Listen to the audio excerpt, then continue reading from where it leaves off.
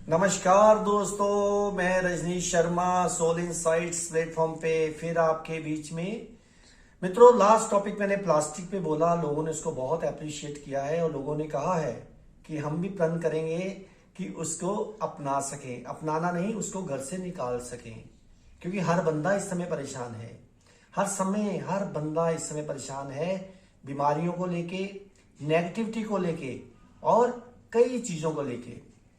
तो इस बार मित्रों, उन्हीं मित्रों ने मेरे को फिर भेजा है कि आप एयर पोल्यूशन और नॉइज पोल्यूशन के ऊपर बोलिए। बिल्कुल बोलूंगा। आज मैं बोलूंगा मित्रों एयर पोल्यूशन के ऊपर कि हमें जो एयर पोल्यूशन है वो कितना खराब कर सकता है। लेकिन हर बार की तरह मैं आपको फिर बोलता हूं, पेड़ लगाओ, पानी बचाओ, बहुत जरूरी है। पानी को साफ करो। आपको याद होगा पिछले जमाने में लोग जब नदी को पार करते थे तो उसके अंदर पैसा फेंकते थे। पैसा कौन सा होता था मित्रों? वो होता था कॉपर कॉइन, तांबे का पैसा। दूसरा पैसा नहीं, तांबे का पैसा। वो तांबे का पैसा क्या करता है? पानी को क्लीन करता है। आज भी अगर आप उस नदी को क्रॉस करें तो कॉपर कॉइन डालें तो देखिए पानी भी साफ हो जाएगा। तो चलिए पेड़ लगाइए, पानी बचाइए। तो शुरुआत करते हैं एयर पोल्यूशन और नॉइज पोल्यूशन से। सबसे पहले देखिए मित्रों, जो एयर पोल्यूशन है उसके नुकसान क्या है वो देखिए। सबसे याद रखिए पहले कि अगर हमारी बॉडी को ऑक्सीजन पूरी नहीं मिल रही तो हमारे अंदर कई प्रकार के घातक रोग पैदा हो जाएंगे। क्योंकि ऑक्सीजन जो बंदा पूरी ले रहा है उसको किसी भी डॉक्टर, किसी वैद्य, किसी के पास जाने की जरूरत नहीं है। लेकिन हम क्या करते हैं, आपको शायद पता नहीं, हमारे लंग्स के अंदर हजारों की तादाद में, शायद 6000 होल होते हैं और कोई भी इंसान 1500 मैक्सिमम 2000 शेख से 2000 छिद्रों से सांस लेता है। तो उसका कारण क्या है? हमारी एयर प्योर नहीं है।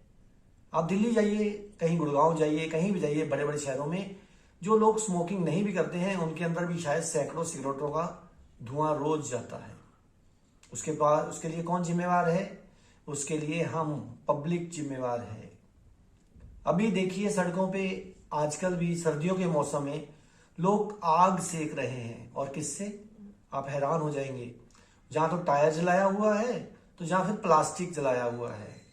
तो आप मित्रों देखिए, जो टायर है, जो प्लास्टिक है, वो जलेगा तो क्या करेगा? जो भी उसका सांस लेगा उसके फेफड़ों में उसके जो छिद्र हैं वो बंद हो जाएंगे तो क्या होगा? क्रोनिक से क्रोनिक बीमारी सांस की हो जाएगी। तो अभी परसों ही मैंने देखा कुछ लोग ऐसे ही फालतू की चीजें, जो कूड़ा था उसको आग लगा के बैठे हुए थे। तो उसका जो धुआं उठेगा वो क्या करेगा? वो धुआं भी जो अभी नवजात बच्चे हैं उनको कितना खराब करेगा, शायद ये पब्लिक अभी नहीं जान रही। क्योंकि देखा गया है, हमारी हिस्ट्रियों में भी है, जब तक सिर पे नहीं पड़ती तब तक ये लोग समझते नहीं है। लेकिन जो इन चीजों को डिपार्टमेंट कंट्रोल करते हैं, जैसे पोल्यूशन डिपार्टमेंट, उनकी भी ये ड्यूटी है। वो ये सोच के काम करें, वो ये सोच के इन लोगों को रोकें, भाई अगर इनको धुआं हमारे बच्चों को भी तो खराब कर सकता है। जो भी डिपार्टमेंट इन चीजों को कंट्रोल कर सकता है उनको करना चाहिए। लेकिन शायद लोग डरते ही नहीं है। 10 बंदों को जुर्माना होएगा तो 100 अपने आप सुधर जाएंगे मित्रों। लेकिन जुर्माना किसको होना है? किसी को जुर्माना नहीं हो रहा। अब पीछे सुना गया होगा आपने कि लोग, किसान जो है वो खेतों में जला रहे हैं। देखिए वो भी अच्छी चीज नहीं है, उससे भी तो पोल्यूशन फैलता है। वो भी पोल्यूशन हमारी बॉडी को खराब करता है। तो उसके लिए हमारी गवर्नमेंट्स को भी चाहिए कि कोई सोल्यूशन निकालें कि वो जलाए ना और उसके बिना ही वो ठीक हो जाए। तो मित्रों, ये आप सबका फर्ज है कि कोई भी ऐसी धुआं लगा के बैठा हो, टायर जला रहा हो, तो उसकी कंप्लेंट इमीडिएटली कीजिए। हमारी गवर्नमेंट्स को क्या चाहिए? उसके लिए स्पेशल टीमें डिप्यूट करे जो कि इनके ऊपर शिकंजा कस सकें। और अगर एयर प्योर नहीं होगी तो हम कहां प्योर रह जाएंगे मित्रों? क्योंकि प्राण ही हमारा जीवन है। अगर स्वच्छ हवा ही नहीं मिलेगी तो हम कैसे सरवाइव कर पाएंगे? पोल्यूशन देखिए, मैं फॉरेन कंट्रीज का पोल्यूशन देखता हूँ, लेवल किसी का 0 होता है, किसी का 1 होता है। यहाँ 200, 250, 300, 500 यहां तक एयर क्वालिटी चली जाती है।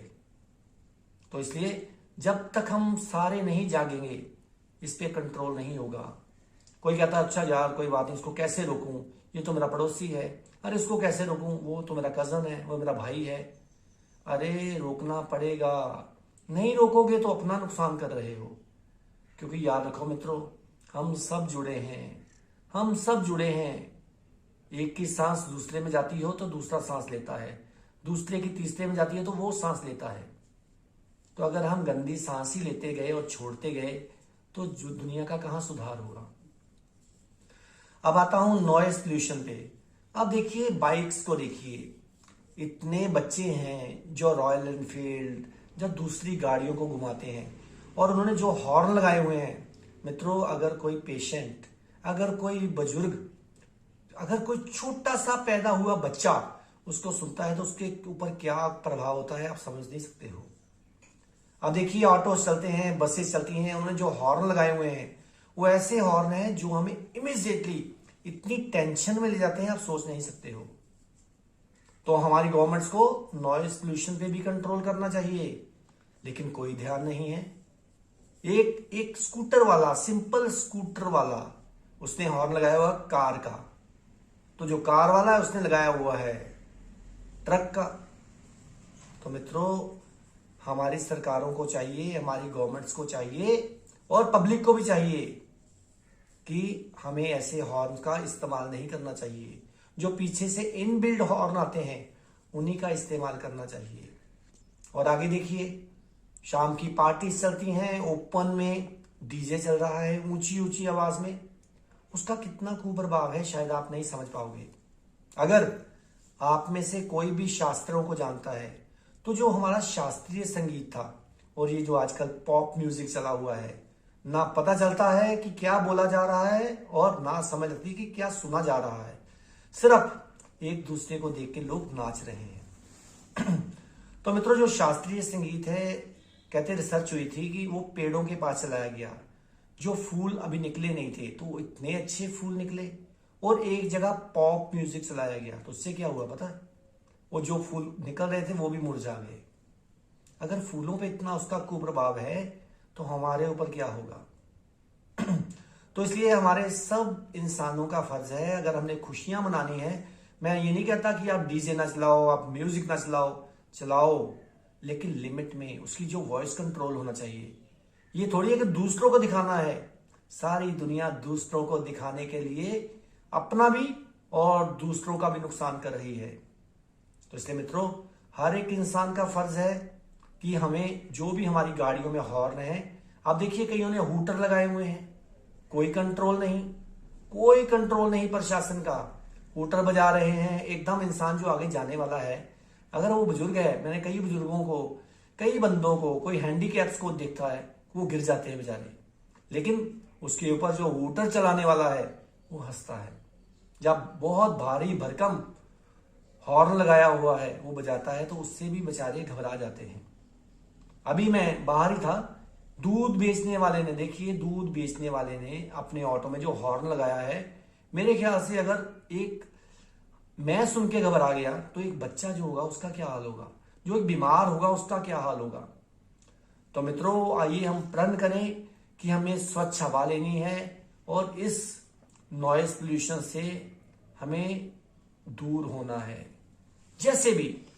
और लगता है मेरे को जो इंट्यूशन हो रही है वो समय दूर नहीं है मित्रों, वो समय दूर नहीं है। जब दुनिया जागेगी तो ये सब भाग जाएंगे, हम जागेंगे तो ये बड़े बड़े हॉर्न लगाने वाले भागेंगे, क्योंकि हम भी बेहोश हैं। हम कहते हैं चल छोड़ यार, चल किसको क्या कहना है, उसको क्या कहना है। एक एक बंदा अगर यही कहेगा तो संसार का सत्यानाश हो जाएगा। फॉरेन कंट्री में देखिए कोई हॉर्न बजाता नहीं, कोई डीजे ऊंची आवाज में नहीं लगाता, लेकिन हमारे देश का तो क्या करें। हमें सबको एक होना है। अगर हमने अपने देश को बचाना है मित्रों, अगर हमें संसार को बचाना है तो हमें अपनी पुरानी संस्कृति में आना पड़ेगा। डीजे की बजाय, संगीतों के बजाय लोकगीत बोले जाएं। लोग ढोलकी के साथ गाते थे, कितना लोग इंजॉय करते थे।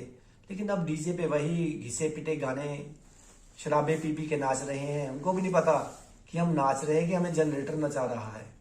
मैंने देखा पीछे कि एक जगह डीजे चल रहा था, लाइट चली गई, उन्होंने जनरेटर ऑन किया और कहा वाह भाई लाइट आ गई, लाइट आ गई।